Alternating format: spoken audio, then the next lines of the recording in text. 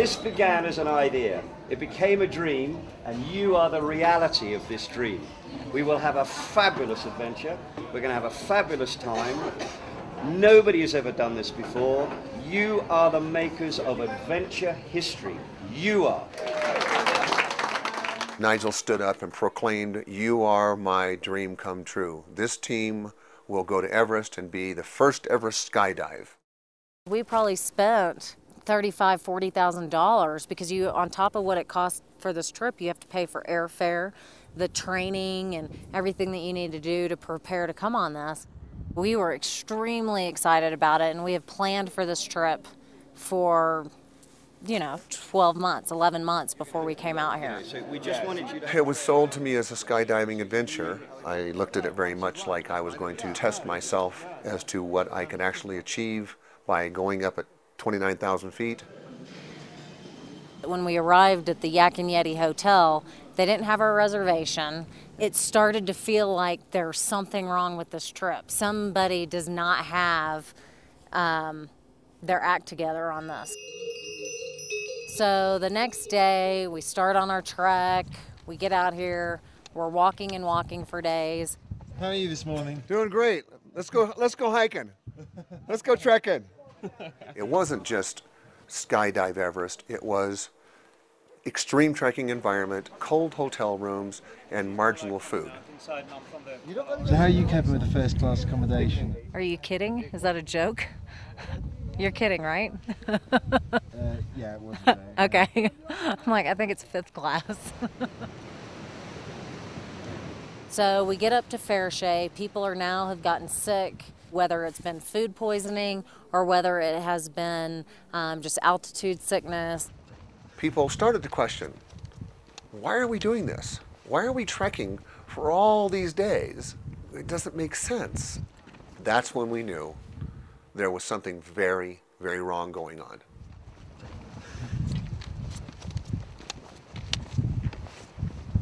If you pan round, you may see Everest approximately 20 miles in that direction. However, if you look at the brochure, we all paid for, with a non-refundable deposit, skydive over Everest, fall past the rock faces of Everest. It's now being called Scam Dive Everest. Everybody here is completely pissed off with your attitude, with the DS attitude, okay, with the things you've promised and the things you haven't delivered, okay? You need to get in there and you need to ask these people to tell you the truth. Okay, well, okay? we're going to have a meeting. Well, you should have had plenty of meetings before, okay? This is bloody appalling. And somebody with your background to run something like this, you should be ashamed of yourself. Well, I'm sorry you feel like that, Chris. Well, it's not just me, okay? It's not just me. Don't just focus on me. Look at all these people here, okay? Sit down and talk to them and they'll tell you what a complete debacle this thing has been from start to finish, okay? You should be absolutely ashamed of yourself.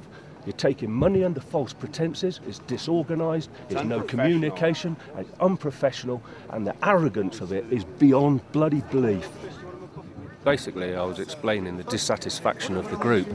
It's very sad that at the end of what's supposed to be an adventure that people have paid a lot of money for and look forward to for a long period of time has turned into a complete mismanaged debacle. This is the first time anyone anyone has ever tried to do this. Don't give me the first time, because if this is the best effort you can do for a first time, then again you should be ashamed of yourself. I can't control the weather. I'm not interested in the weather, I'm talking about right from the beginning, okay, with communications with High and Wild. And also what you sold me. You didn't say, this isn't what I bought. Where's the helicopter? Where's all the other things that were on this list that you charged me? This has cost me 20k. And what have I got for 20k? I got sore feet, a bloody lung infection, and a completely pissed off bunch of people. We've paid you a shed load of cash, and for that we've got a load of rubbish.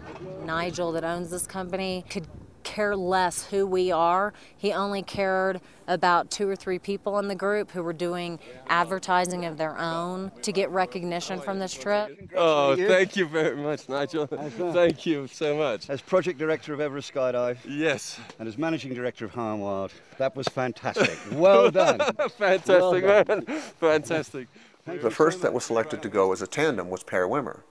I asked Nigel later, how is it that Per was selected for the #1 spot? It goes very good. Well, Ron, We did that based on our ability to see who was going to be comfortable jumping out of the plane first, because we didn't want them to get to the door and freeze up.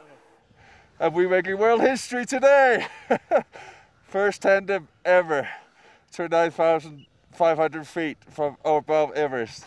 It was very, very obvious that pair had been chosen long ago to be #1. You get no sense of how they even care about the other people that have taken the time to come on this trip. High and Wild is probably one of the most unprofessional companies I've ever dealt with. Nigel, No week information. 1, you had 36 people. You go round 36 people and not one of them is happy. And they're all getting more and more and more angry. Nigel is so arrogant, and he's not only is he arrogant, but he's ignorant as well, because he doesn't listen to the clients, the paying customers. I'm sorry that you feel that. But that's all you say. Nigel, that's all you say. You say, I'm sorry, Well, sorry, don't talk but to you them. don't do anything Just about discipline it. them. We have people screaming at Nigel, screaming at him, calling him every name in the book.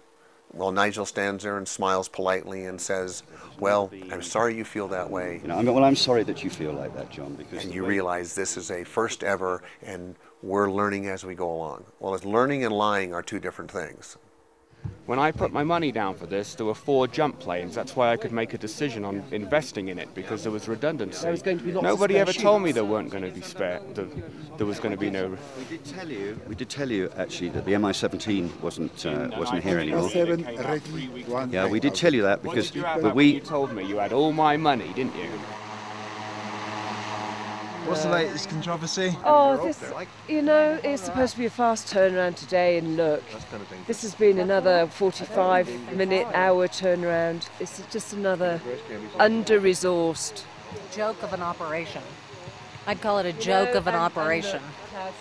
There is no way you could ever get me to pay and do this ever again, nor would I ever recommend somebody coming to this. It's probably the most unorganized group of people I've ever met, unprofessional. Where do we go? Well, I'll tell you what, where do we? I want to get out of here because you are not providing what I've paid for. Okay, my skydive over Everest. Okay, this is not what I paid for. Let's make it quite clear. Nobody ever was told they would skydive over Everest. That's what the banner said. The list you provided for the money that you wanted, the list is eroded, and the money's still the same. Okay, and the whole thing has been a complete debacle. And for a group of people to be at this stage of an adventure and be in such a rebellious, mutinous mood can only be attributed to your poor management. Right. Anyone else?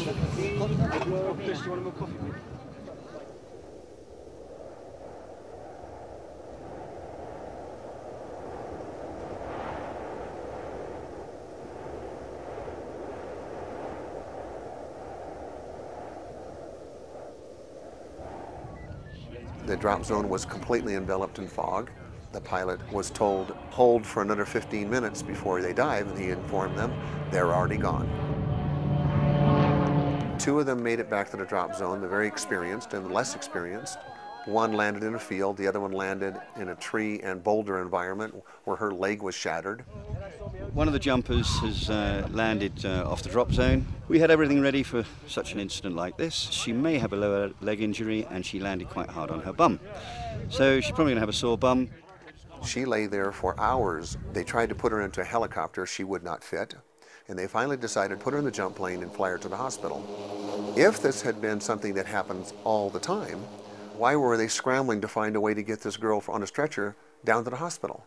People do sometimes have a difficult landing and an injury happens. But this is no different to being anywhere else in the world parachuting. If this happens all the time, you've made every provision that you know they'll be needed if there's an accident. That was not the truth. It was a photo op moment for Nigel to cover the mistake of how they did not coordinate or organize the proper evacuation for an injured diver. Any questions? When you get down to safety and evacuation, it was a miracle that this girl survived.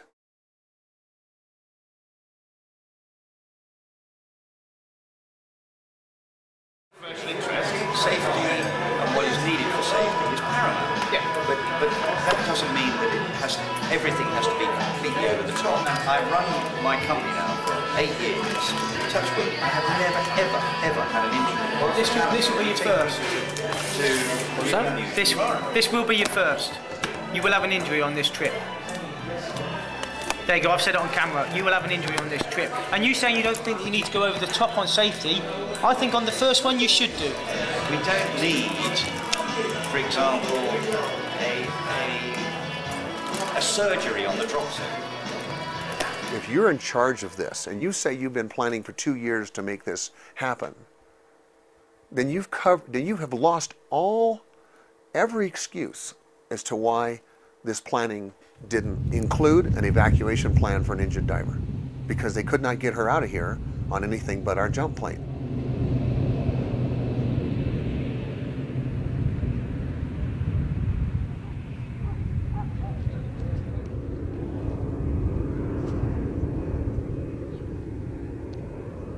Nigel has buried himself as a credible man with me. And what really disturbed me the most, I donated 200,000 US dollars to an orphanage in Kathmandu. And Nigel came to me and said, "You can trust me. I'm going to be your eyes and ears on that money." And I thought, if you can't be any more transparent than to tell 3 different stories and hold back the information that you've been holding back, how can I trust you? Yeah. Great. Fantastic. You have Nigel walking around with this big smile on his face, running up to people and proclaiming what a great success this is for the media. And nothing can be farther from the truth. How bad is this on the scale of experiences? Non-recoverable. Non-recoverable. To me, Nigel cannot be trusted. He can't be trusted.